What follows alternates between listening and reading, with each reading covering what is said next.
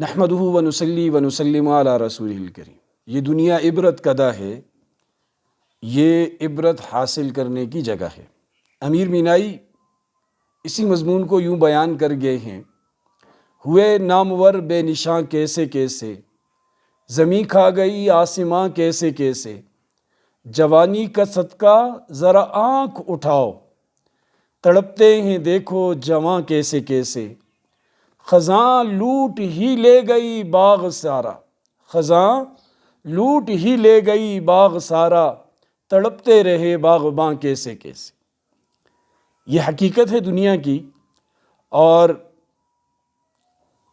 یہ منظر ہماری نگاہوں کے سامنے آتے رہتے ہیں کہ جو لوگ کبھی بہت بڑا نام رکھتے تھے وہ زمین کی مٹی بن گئے، جن کی شہرت چاروں جہاں میں گونج رہی تھی، جن کے نام کا ڈھنکا بجتا تھا، وہ قبرستانوں کے اندر قبروں کی زینت بن گئے۔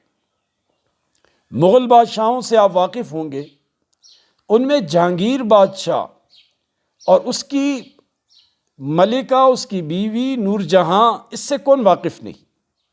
ان کی محبت، ان کا کردار، ان کا نظم و نسق۔ کہتے ہیں کہ جہانگیر تو نشے میں دھت رہتا تھا، حکمرانی چلانے والی اصل میں درپردہ اس کی اہلیہ نور جہاں تھی۔ وہ گھر سے رہ کر سارے نظام کو سنبھالتی تھی، اپنے شوہر کی نااہلی کی وجہ سے۔ موجدہ تھی بہت ساری چیزوں کی، فیشن، سجاوٹ کے ایسے ایجادات اس نے کیے تھے جو آج تک دنیا کے اندر مانے جاتے ہیں، استعمال کیے جاتے ہیں۔ بہت ساری خوشبوئیں، کھانوں کے الگ الگ نظام جو ملکہ نور جہاں سے منسوب ہیں۔ یہ جو عطر گلاب ہے، اس کی نسبت بھی نور جہاں سے ہے۔ آپ کبھی اگر لاہور تشریف لے جائیں، جانے کا اتفاق ہو تو شاہدرہ لاہور ضرور جائیے، وہاں مقبرہ نور جہاں کی سیر ضرور کیجیے، کہ وہ مقبرہ جہاں پر نور جہاں، اس کا بھائی آصف جاں، اس کا شوہر جہانگیر اور نور جہاں کی لاڈلی، اس کی بیٹی لاڈلی بیگم، ان کی قبریں وہاں دیدہ عبرت ہیں۔ کشمیر کے دورے پر جہانگیر تھے اور راستے میں بیمار ہوئے اور وفات پا گئے راجوڑی کے مقام پر۔ نور جہاں نے چونکہ لاہور کو اپنے لیے گویا کہ جنت سمجھ رکھا تھا، اور اس نے کہا تھا کہ میں اپنی زندگی کے آخری ایام یہاں بسر کرنا چاہتی ہوں، اور وصیت بھی کی تھی کہ میری قبر بھی یہیں ہو۔ وہاں حکیموں سے راجوڑی کشمیر میں اس نے کہا کہ بادشاہ کے جسم کے اندر جو اعضاء جلدی گل سڑنے والے انہیں نکال دو۔ وہ 3-4 اعضاء جو بہت جلدی گل سڑ جاتے ہیں اور جسم کو نقصان پہنچاتے ہیں، انہیں نکال کر وہیں دفن کر دیا گیا، اور وہاں آج بھی وہاں ایک اس کے اوپر یادگار بنی ہوئی ہے۔ باقی جسم کو لا کر شاہدرہ میں دفن کیا، اور نور جہاں کا جب انتقال ہوا وصیت کے مطابق اسے بھی وہاں دفن کیا گیا۔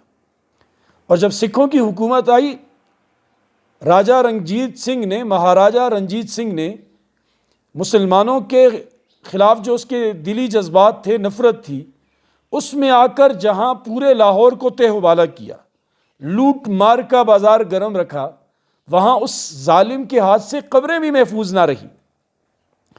اس نے ایک دن اپنے یار دوستوں سے کہا کہ یہ نور جہاں کا بڑا چرچا میں نے پڑھا ہے کتابوں میں، یہ بڑی سیانی اور دور اندیش عورت تھی، اس نے بڑے کام کیے جہانگیر کے دور میں اس کی قبر سے نکال کر اسے دیکھنا چاہتا ہوں یہ کیسی تھی۔ قبر کھودی گئی اور جب نکالا گیا تو صرف ہڈیاں تھیں۔ غصے میں آ کر ہڈیاں اس نے کتوں کو کھلا دی، ساری ہڈیاں نور جہاں کی کتوں نے کھا لی،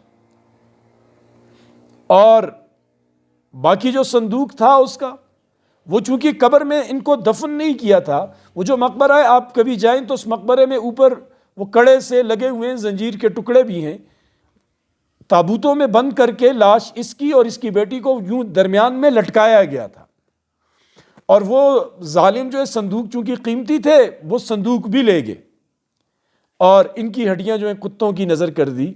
واقعی یہ دنیا کسی کی نہیں ہے، یہ دنیا رنگ بدلتی ہے، یہ دنیا یار بدلتی ہے، یہ دنیا سنگ بدلتی ہے۔ اس کے پیچھے جو بھاگا ہے وہ ناکام رہا ہے۔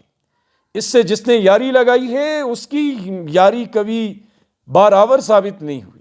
اس لیے ان واقعات سے ہم بھی عبرت حاصل کریں۔ دیکھیں آج ہم چلتے پھرتے جوان ہیں، خوبصورت ہیں، طاقتور ہیں، ہمارے پاس عہدہ ہے، مال ہے، گاڑی ہے، دولت ہے، کبھی ایک وقت آئے گا کہ ہم میت ہوں گے، ہماری گھڑی بھی اتار دی جائے گی، ہماری انگوٹھی بھی اتار دی جائے گی، ہمارے کپڑے بھی اتار دیے جائیں گے، دنیا سے جڑی ہوئی ہر چیز سے ہمیں ننگا کر دیا جائے گا، ایک کفن کے اندر زمین کی حوالے کر دیا جائے گا، اور وہاں ہمیں صرف ہمارے کام، ہمارے اعمال کام آئیں گے، ہمارا کردار ہمارے کام آئے گا۔ تو کردار سازی کیجئے، اعمال سازی کیجئے، اللہ کی ذات کے ساتھ پختہ لو لگائیے۔ اللہ ہمیں عمل کی توفیق نصیب۔